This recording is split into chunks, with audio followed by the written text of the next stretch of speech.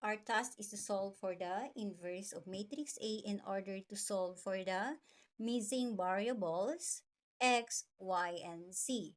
So what is the formula? A raised to negative 1 for inverse is equal to adjoint of A over determinant of A. Again, A raised to negative 1 is equal to adjoint of A over determinant of A.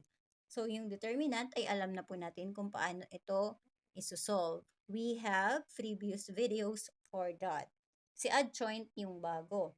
So, paano po natin isosolve si adjoint? Si adjoint of A po ay equal sa transpose po ng cofactor ni A. Therefore, yung first step po natin is to solve for the cofactor of A, which means na isosolve po natin yung cofactor ng each element. So, we have 9 in total. So, medyo mahaba po ito.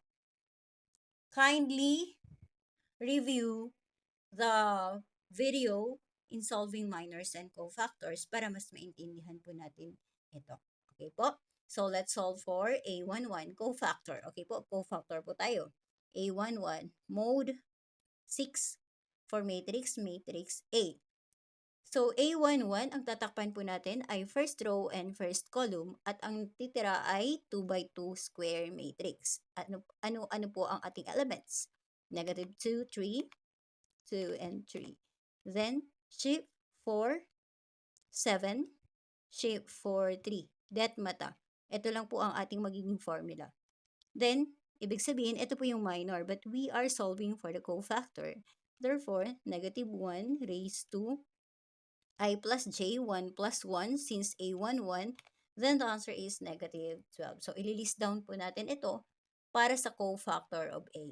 Then, let's go to A21. Second row, first column. So, ano po ang ating natitira? So, data po tayo kasi papalitan po natin ang inputs ni matrix A. Again, second row, first column. So, ang naiwan po ay 4, 5, and second row, first column, 2, 3. Okay? Shift 4, 7, shift 4, 3. Then, times negative 1 raised to 2 plus 1. The answer is negative 2. So, let's write it down. Then, A31. To data, A31. Third row, first column, 4, 5, negative 2, 3. Sana po nakakasabay po Shift 4, 7, shift 4, 3. Okay po? Then times negative 1 raised to 3 plus 1. Okay? So the answer is 22 for A31. Let's go to A12. A12, 4, 2, 1. Then A12. 1. First row, second column.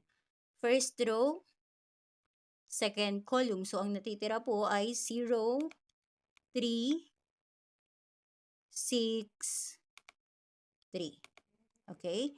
Shape 4, 7, shape 4, 3, equal sign times negative 1, negative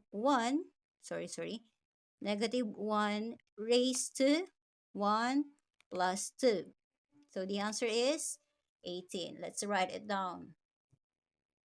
A22, shift matrix data 1, then second row, second column. We have 2, 5, 6, 3. So, shift 4, 7, shift 4, 3. The answer is negative 24 times negative 1 raised to 2 plus 2. So, the answer is negative 24. A32.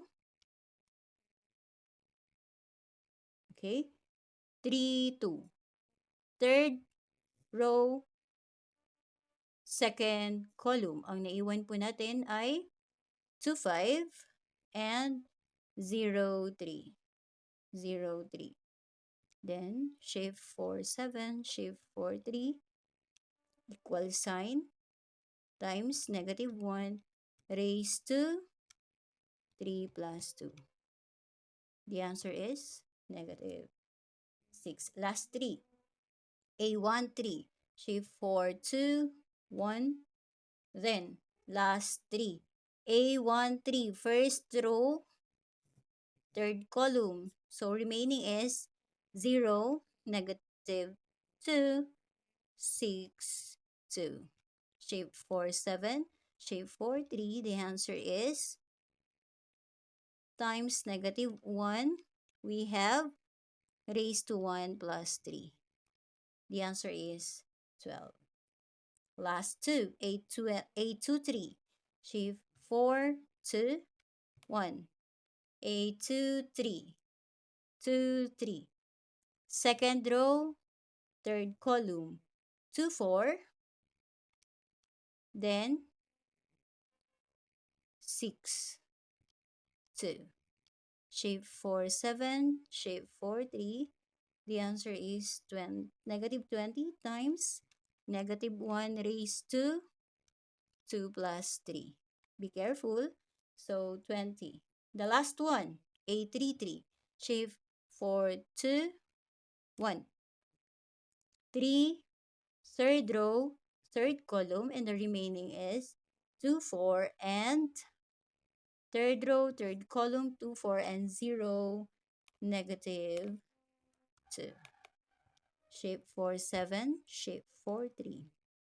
The answer times -1 raised to 3 plus 3.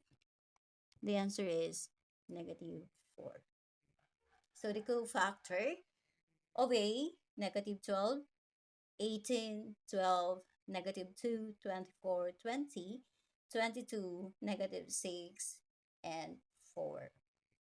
Remember that adjoint of A is equal to the transpose of cofactor of A. Therefore, adjoint of A is equal to -12, -2, 22, 18, -24, -6, 12, 20, -4. So this is the adjoint of A. Then the formula, A raised to -1 is equal to adjoint of A over determinant of A. Solving for the determinant of A. Shift matrix 3. Okay? Oh, sorry. Shift 4, data. Kasi mag-enter tayo ng determinant ng A. Kasi kanina po, ang sinolve natin ay cofactor.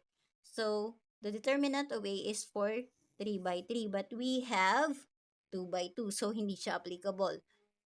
4, sorry, shift 4 to data, matrix, hindi pwede. Shift 4, data, matrix B, 3 by 3. So, ginawa na lang po natin matrix B. So, input the elements 2, 4, 5, 0, -2, 3, 6, 2, 3. Shift 4, 7, shift 4, matrix B, kaya 4. So, the determinant is 108. So, over 108. By inspection, pwede pa po nating masimplify ang ating adjoint of A by dividing into 2. Therefore, 2 over 108 times -6, -1, 11, 9, -12, -3, 6, 10, and -2. 2 over 108 is equal to 1 over 54, -6, -1, 11, 9, -12, -3, 6, 10, and -2. So, familiar for matrix B, given matrix B. And we are to solve for x, y, z. Looking at the inverse of A, x is equal to -6, y is equal to 10, and x is equal to 11. Then, we are to solve for the summation of x, y, and z. Negative 6 plus y. What is y? 10 plus 11 is equal to 15.